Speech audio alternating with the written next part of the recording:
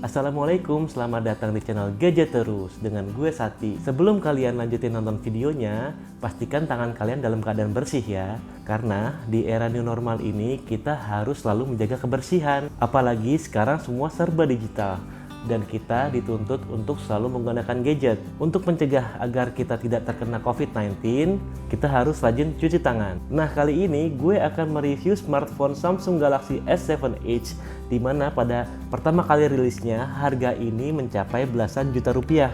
Wah, kalau sekarang harga segitu udah dapat flagship ya, kayak iPhone 11 atau Samsung S20. Nah, pertanyaannya, kira-kira sekarang harganya berapa ya? Kalau kalian cari di marketplace, harganya hampir menyentuh 2 jutaan atau lebih sedikit, tergantung kondisinya.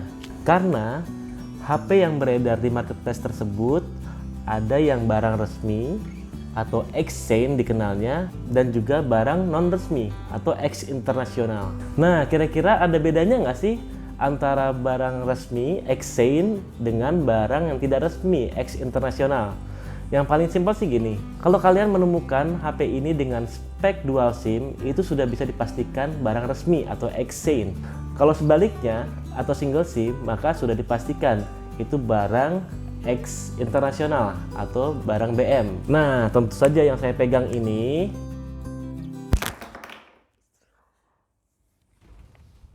aduh guys, wah kelihatannya bodinya retak nih guys. Ini salah satu kelemahan kalau handphone premium itu menggunakan material kaca.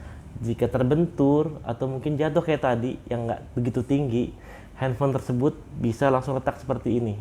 Nah, mumpung masih nyala nih handphonenya, yuk langsung kita review aja. Alhamdulillah, nggak apa-apa guys layarnya. Tapi itu ada garis merah ya. Penyakitnya Samsung seri ini akhirnya langsung terungkap. Mungkin karena jatuh, layar jadi ada garis merah kayak gini ya. Tapi nggak apa-apa, kita lanjut reviewnya ya, mumpung masih bisa nyala nih HP-nya.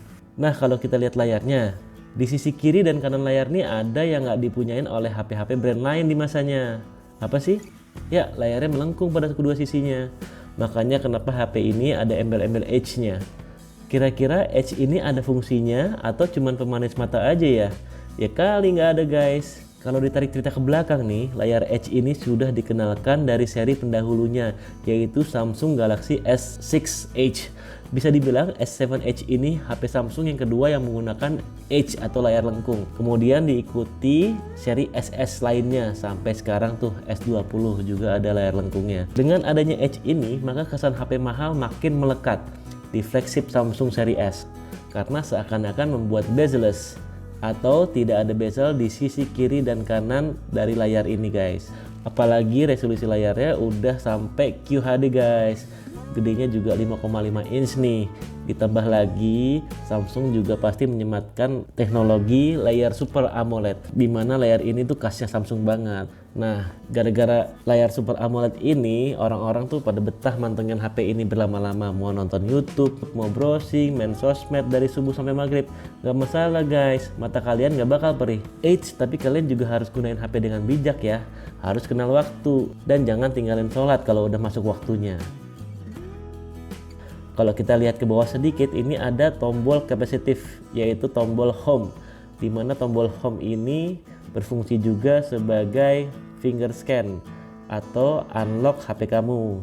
Kemudian di samping kiri dan kanan tombol home ini ada LED indikator juga nih, yang berfungsi sebagai pilihan back activity di sebelah kanan, dan sebelah kirinya itu untuk recent window yang aktif. Nah, terus LED indikator ini sangat berfungsi jika kalian menggunakan HP ini di tempat yang kurang cahaya. Terus di sisi kirinya kita bisa melihat tombol volume up and down, dan di sisi kanannya kalian bisa melihat satu tombol, yaitu tombol power. Kalau kalian belum tahu gimana caranya screenshot, itu gampang guys. Kalian tinggal tekan dan tahan tombol volume down dan tombol power bersamaan. Lanjut ya guys. Kemudian kalau kita lihat nih UI-nya, ini khas Samsung banget. For your information ya guys, Samsung Galaxy S7 Edge ini udah dapat update ke Android 10, atau mungkin Samsung menamainya dengan One UI.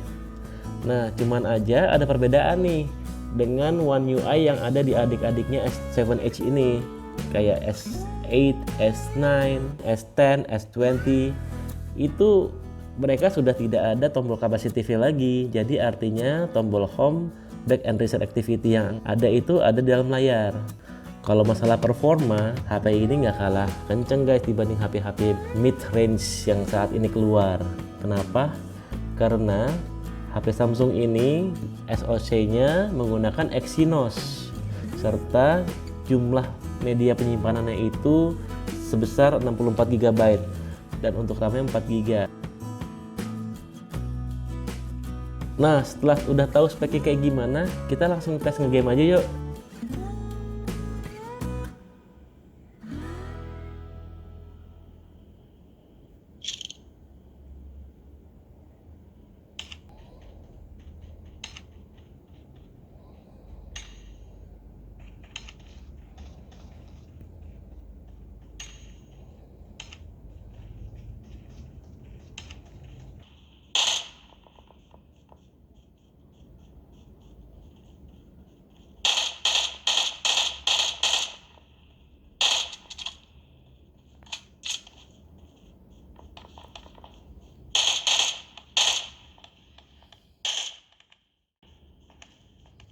Bagian depan kan kita udah bahas semua nih.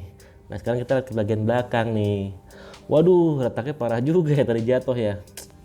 Ya gimana lagi, namanya juga nggak sengaja kan. Kita bisa lihat dengan jelas gimana HP yang menggunakan bodi material kaca ini sangat rentan jika mengalami benturan. Bisa sampai retak-retak kayak gini dan untungnya nggak buyar guys.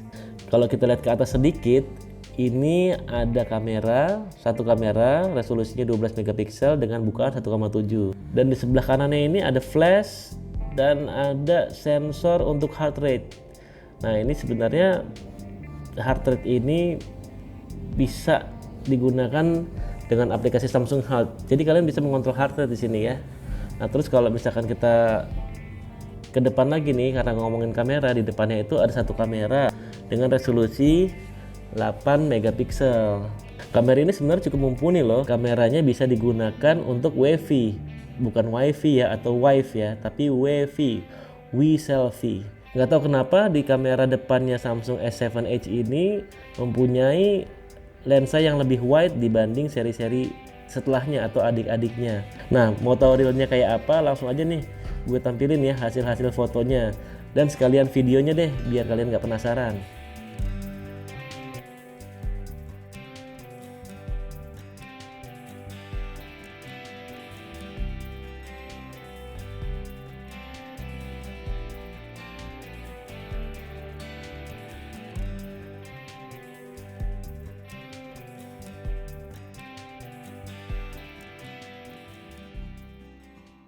Nah kita udah ngomongin dari sektor bodinya, materialnya seperti apa, untuk layarnya sudah juga, untuk kameranya sudah juga, untuk performa juga sudah. Mungkin sekarang saatnya kita ambil kesimpulan nih. Kalau menurut gue HP ini tuh masih worth it banget di pertengahan tahun 2020. Nah buat yang punya budget sejutaan, almost 2 juta atau 2 juta lebih dikit, mending kalian ambil HP ini aja. Karena HP ini flagship di zamannya, dan HP flagship itu jarang yang jelek. Nah udah gitu HP ini juga udah ada NFC-nya. Sebenarnya NFC ini tergantung dari preferensi masing-masing usernya sih. Tapi di tahun 2020 ini kalau HP tuh nggak ada NFC-nya, itu kayaknya ada yang kurang. Karena kalau misalkan kalian mau naik busway, mau naik MRT, atau mau bayar parkir di mall, atau mau masuk tol, itu semua kita pakai kartu e-money. Dimana kartu itu kan kita juga perlu ya untuk melihat saldo sisanya, dan mungkin ada beberapa dari kita yang sudah top up menggunakan handphone melalui aplikasi mobile banking dari bank-bank tersebut. Nah kesimpulannya emang HP ini tuh layak banget buat dibeli di pertengahan tahun 2020. Nah kalau kalian punya pendapat yang beda, silahkan komentar di kolom komen ya. Sekali lagi jangan lupa subscribe, klik lonceng untuk dapetin konten terupdate.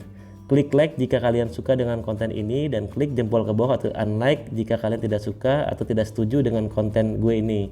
Ya, cukup sampai di sini. Stay safe buat kalian semua, tetap jaga kebersihan, dan jangan lupa pakai masker jika berpergian. Wassalamualaikum warahmatullahi wabarakatuh.